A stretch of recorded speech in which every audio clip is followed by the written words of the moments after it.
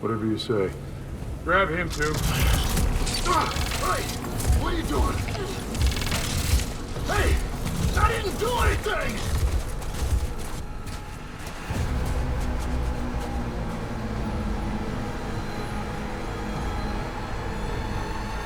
I can already hear the pristine decoder rattling in your heads, constructing the question, of all games, why are you creating a review for this one? The simple answer is, because I've been trying to create a review for every game I've finished since before this channel was a thing. Your response to that is most likely, okay, let me rephrase that, why'd you play this game in the first place?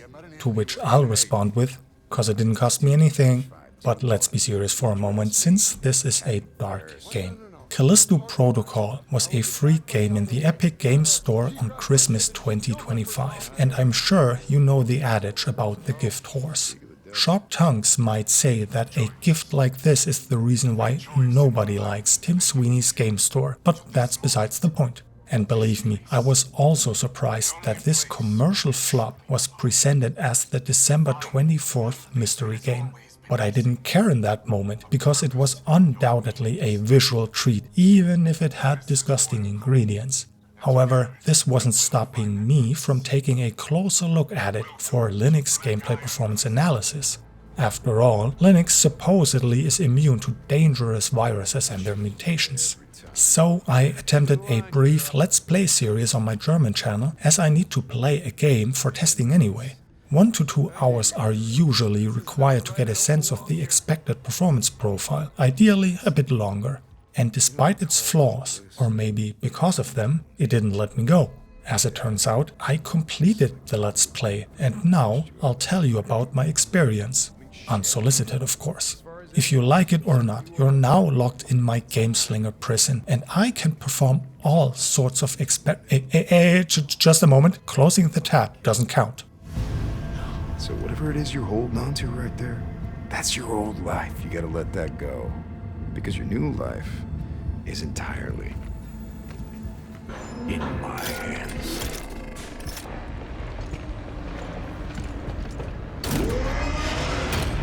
My history with horror games is quite short, since I undeniably escaped from the wing of cowards.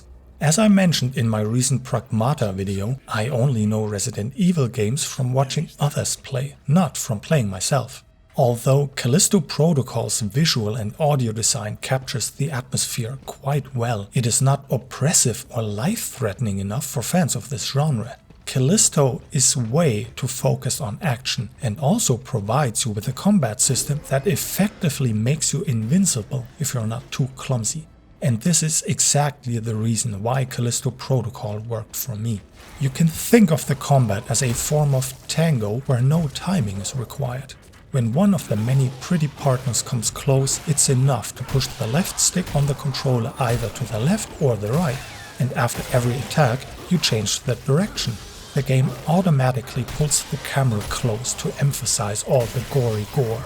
Of course, this negatively impacts how much you can see around you, and handling larger groups can seriously tax your patience.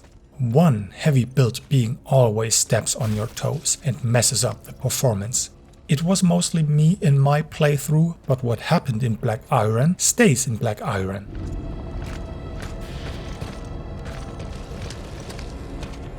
What ruined the game for horror fans enabled me to turn a brief playtest into a complete playthrough.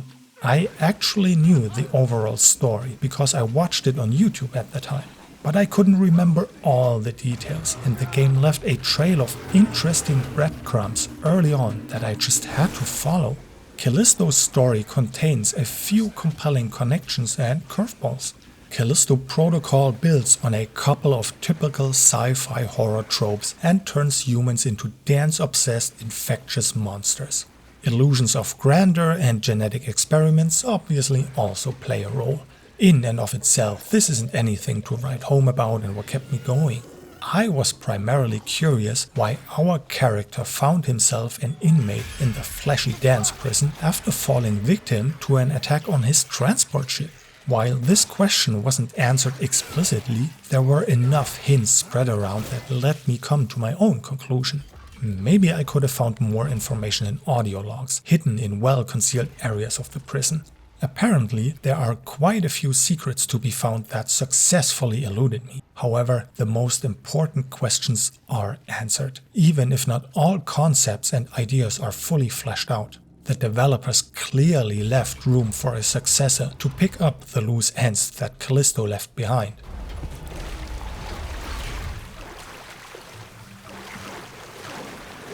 Although the unfortunate game design is the reason why I was able to enjoy the game in the first place, that doesn't mean I don't have any complaints.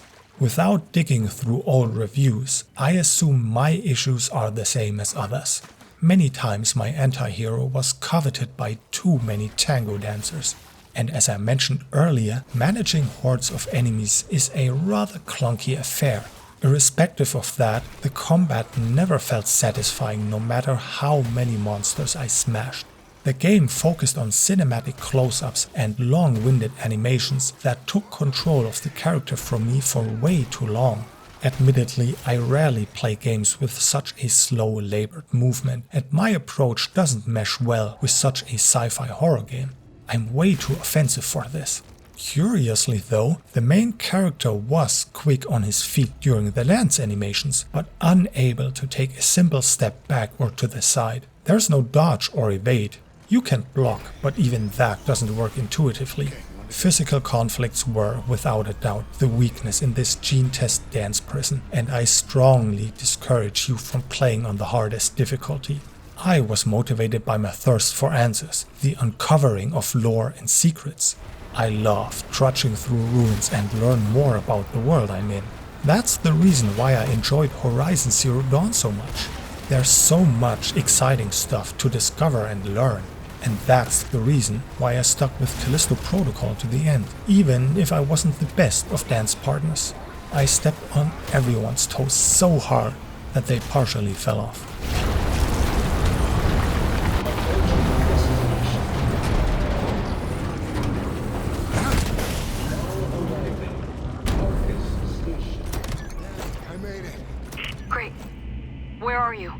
Some kind of service tunnel. Callisto Protocol is a perfect example that big names putting their weight behind a game aren't a guarantor of success. You know Glenn Schofield from the Dead Space series of games, and that led to many parallels in Callisto Protocol. Unfortunately, this was not enough to propel this game to success.